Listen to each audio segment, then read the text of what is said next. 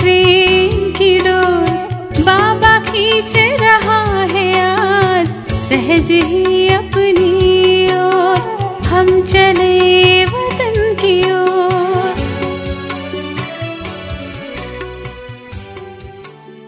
ஓம் சாந்தி. 8/2/1975 அவ்யக்த பாப்தாதா மதுபன்.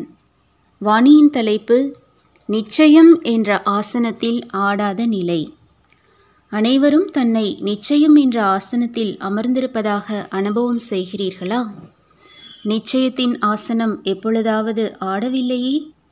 எந்தவிதமான பாதக சூழ்நிலை அல்லது இயற்கை அல்லது யாராவது நபர் நிச்சயத்தின் ஆசனத்தை எவ்வளவுதான் அசைக்க முயற்சி செய்தாலும் அவரால் அசைக்க முடியாத அளவு என்று அப்படி ஆடாத அசையாத ஆசனமாக இருக்கிறதா? நிச்சயத்தின் ஆசனத்தில் எப்பொழுதும் ஆடாமல் இருப்பவர்கள்தான் நிச்சய புத்தியுள்ள வெற்றி அடைபவர்கள் என்று வர்ணனை செய்யப்படுகிறார்கள். அப்படி ஆடாமல் இருப்பதற்கான அடையாளம் ஒவ்வொரு எண்ணம், வார்த்தை மற்றும் காரியத்தில் எப்பொழுதும் வெற்றியுடையோர். அந்த மாதிரி வெற்றி ரத்தினம் என்று தன்னை அனுபவம் செய்கிறீர்களா? எந்த ஒரு விஷயத்திலும் அசைபவர்களாக இல்லையே? எப்பொழுதாவது எந்த விஷயத்திலும் குழப்பம் ஏற்பட முடியும் அல்லது எந்தவிதமான எண்ணமும் உருவாக முடியும் என்று யார் நினைக்கிறார்களோ அந்த மாதிரி முயற்சி செய்பவர்கள் கையை உயர்த்துங்கள். அந்த மாதிரி யாராவது உங்களில் இருக்கிறார்களா? ஆம், அந்த மாதிரி நடக்க முடியும் என்று யார் நினைக்கிறீர்கள்? ஒருவேளை கையை உயர்த்தவில்லை என்றால் பெரிய கடுமையான சோதனை வரப்போகிறது. பிறகு என்ன செய்வீர்கள்? ஏதாவது கடினமான சோதனை வந்து அதில் அனைவருமே தேர்ச்சி பெறுபவர்களாக இருக்கிறீர்கள் என்றால் சோதனைக்கான தேதியை அறிவிக்கலாமா? அனைவரும் அந்த மாதிரி தயாராக இருக்கிறீர்களா? பின்பு அந்த நேரம் இந்த விஷயத்தையோ புரிந்திருக்கவில்லை, யோசித்திருக்கவும் இல்லை, இது ஏதோ புதிய விஷயம் வந்துவிட்டது என்று கூற மாட்டீர்கள் தானே? எந்த விஷயங்களை சம்பவம் நடக்கக்கூடும் என்று நினைக்கிறீர்களோ அது அசம்பவத்தின் ரூபத்தில் சோதனையாகி வரும். பிறகு ஆடாமல் இருப்பீர்களா? இதுதான் நிச்சயத்தின் பரீட்சையாகும். நிச்சய புத்தி உடையவர் ஆவதற்காக முக்கியமாக 4 விஷயங்கள் இருக்கின்றன. 4லும் முழுமையான சதவிகிதம் வேண்டும்.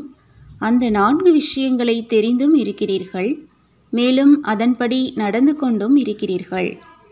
முதல் விஷயம், தந்தை மேல் நிச்சயம்.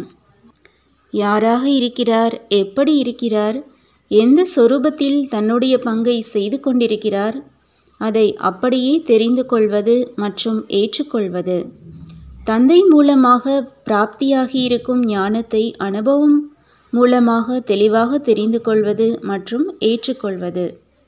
3வது, தன்னையும் என்னவாக இருக்கிறேன், எப்படி இருக்கிறேன், அதாவது தன்னுடைய ஆன்மீக ஜென்மத்தின் உயர்ந்த வாழ்க்கையை, மேலும் உயர்ந்த பிராமண வாழ்க்கையை, தன்னுடைய உயர்ந்த பங்கை, தன்னுடைய உயர்ந்த நிலை மற்றும் ஸ்தானத்தின் மகத்துவம் எப்படி இருக்கிறது, அப்படி சுயத்தின் மகத்துவத்தை தெரிந்து கொள்வது, ஏற்றுக்கொள்வது மற்றும் அதன் பிரகாரம் நடப்பது. 4வது, தற்சமயத்து உயர்ந்த புருஷோத்தம நன்மை செய்யும் உயரும் கலையின் நேரத்தை தெரிந்து கொள்வது மற்றும் தெரிந்து கொண்டு ஒவ்வொரு அடியையும் எடுத்து வைப்பது. இந்த 4 விஷயங்களிலும் முழுமையான நிச்சயம் நடைமுறை வாழ்க்கையில் இருக்க வேண்டும்.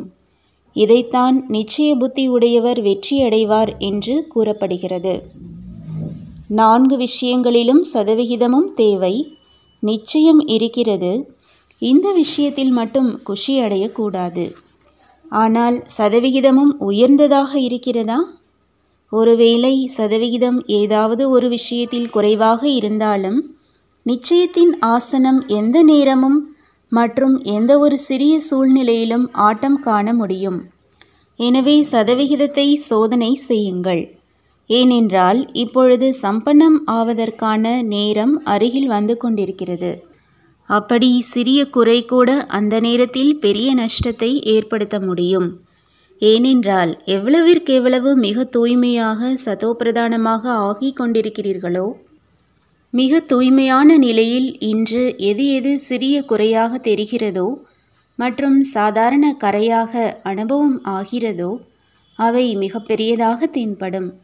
எனவே இப்பொழுதிலிருந்தே அந்த மாதிரி சூக்ஷ்ம சோதனை செய்யுங்கள் மற்றும் குறையை நிரப்புவதற்கான தீவிரமான முயற்சி செய்யுங்கள்.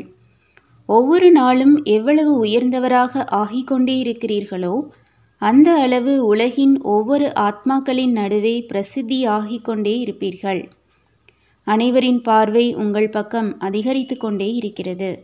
இப்பொழுது அனைவரின் மனதிலும் எப்பொழுது ஸ்தாபனைக்கு பொறுப்பாளர் ஆகியிருக்கும் இவர்கள் சுகம் சாந்தி நிறைந்த புது உலக ஸ்தாபனைக்கான காரியத்தை நிறைவேற்றுவார்கள்.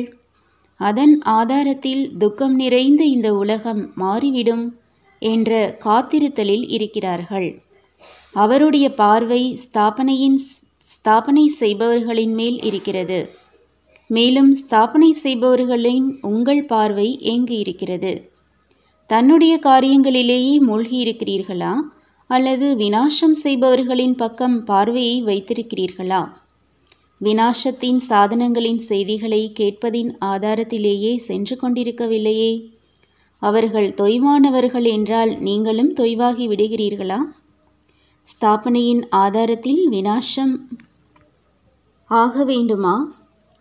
ஸ்தாபனை செய்பவர்கள் விநாசத்தின் ஜுவாலையை பிரகாசமாக எரிய வைப்பதற்காக பொறுப்பாளர்களே அன்றி விநாசம் செய்பவர்கள் ஸ்தாபனை செய்பவர்களின் முயற்சியின் ஜுவாலையை பிரகாசிக்க செய்வதற்கான பொறுப்பாளர்கள் அல்ல.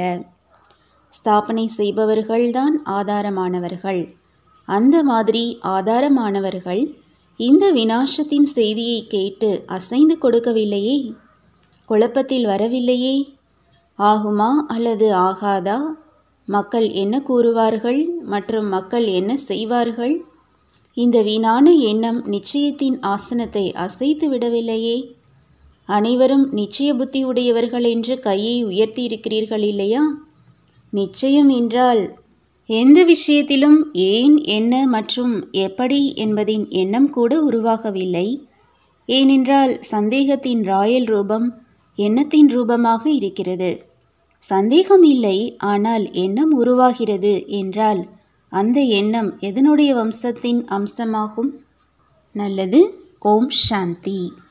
तुम बच्चों को तो सर्विस करनी है, जो बाबा कहते हैं सबको ये बताओ कि देखो तुम्हारा एम एंड ऑब्जेक्ट ये है, एक गीता है बगैर, ये राजयोग है ना बच्चे।